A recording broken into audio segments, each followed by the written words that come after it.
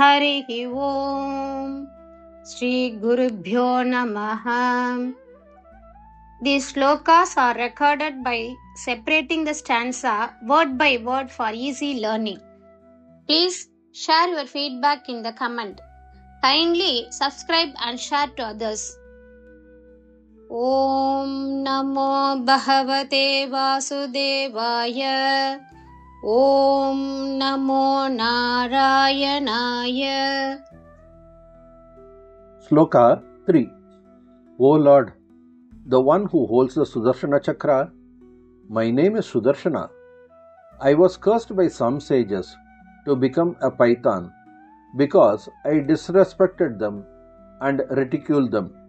Now, by the touch of your holy feet, I have become pure and free from the curse. Saying this and praising you, Sudarshana returned to his heavenly home. The Gopas also happily went back to Vraja.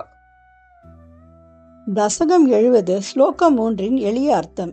ஓ இறைவா, சுதர்சன சக்கரத்தை வைத்திருப்பவரே, என் பெயரும் சுதர்சனம்.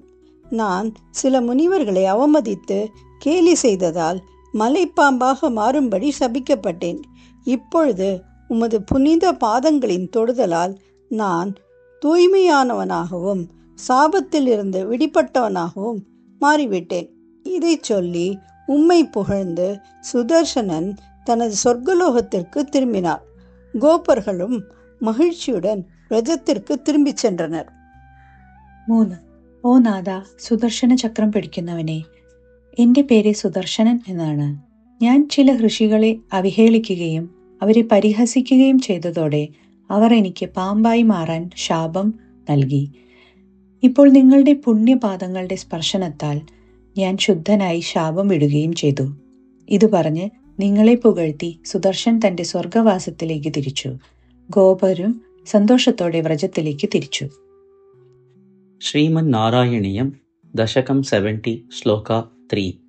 सुदर्शनधर प्रभो सुदर्शनधर प्रभो सुदर्शनधर प्रभो ननु सुदर्शन आख्य अस्मि अहं ननु सुदर्शन आख्य अस्मि अहं ननु सुदर्शनाख्योऽस्म्यहं ननु सुदर्शनाख्योऽस्म्यहं ननु सुदर्शनाख्योऽस्म्यहं सुदर्शनधर प्रभो ननु सुदर्शनाख्योऽस्म्यहं सुदर्शनधर प्रभो ननु सुदर्शनाख्योऽस्म्यहं सुदर्शनधर प्रभो ननु सुदर्शनाख्योऽस्म्यहं मुनीन् क्वचित् अपहासं मुनीन् क्वचित् अपहासं मुनीन् क्वचिदपाहसं मुनीन् क्वचिदपाहसं मुनीन् क्वचिदपाहसं त इह मां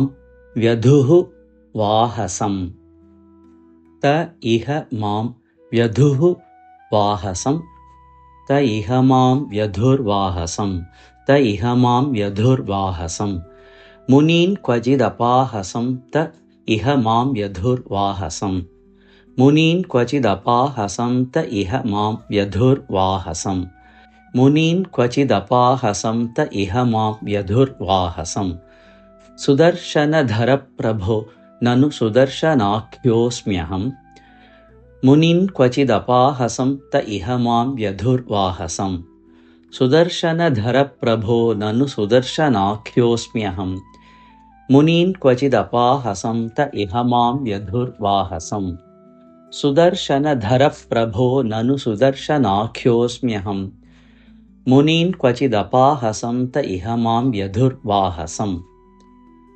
भवत्पदसमर्पणात् भवत्पदसमर्पणात् भवत्पदसमर्पणात् अमलतां गतः अस्मि इति असौ अमलतां गतः अस्मि इति असौ अमलतां गतोऽस्मीत्यसौ अमलतां गतोऽस्मीत्यसौ अमलतां गतोऽस्मीत्यसौ भवत्पदसमर्पणात् अमलतां गतोऽस्मीत्यसौ भवत्पदसमर्पणात् अमलतां गतोऽस्मीत्यसौ भवत्पदसमर्पणादमलतां गतोऽस्मीत्यसौ।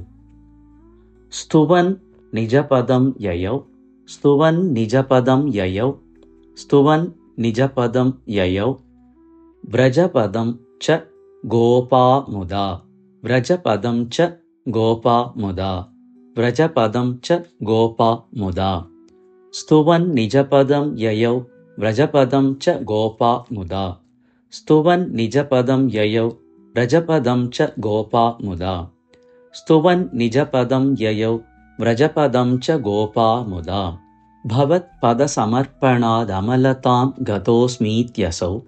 स्तुवन् निजपदं ययौ, व्रजपदं च गोपा मुदा।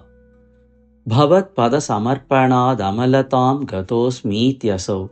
स्तुवन् निजपदं ययौ, व्रजपदं च गोपा मुदा। भवत्पदसमर्पणादमलतां गतोऽस्मीत्यसौ। स्तुवन् निजपदं ययौ, व्रजपदं च गोपा मुदा।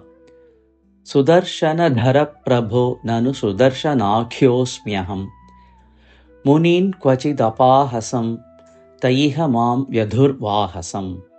भवत्पदसमर्पणादमलतां गतोऽस्मीत्यसौ। स्तुवन् निजपदं ययौ, व्रजपदं च गोपा मुदा। सुदर्शनधर प्रभो ननु सुदर्शनाख्योऽस्म्यहं। मुनीन् क्वचिदपाहसं त इह मां व्यधुर्वाहसं। भवत्पदसमर्पणादमलतां गतोऽस्मीत्यसौ। स्तुवन् निजपदं ययौ, व्रजपदं च गोपा मुदा।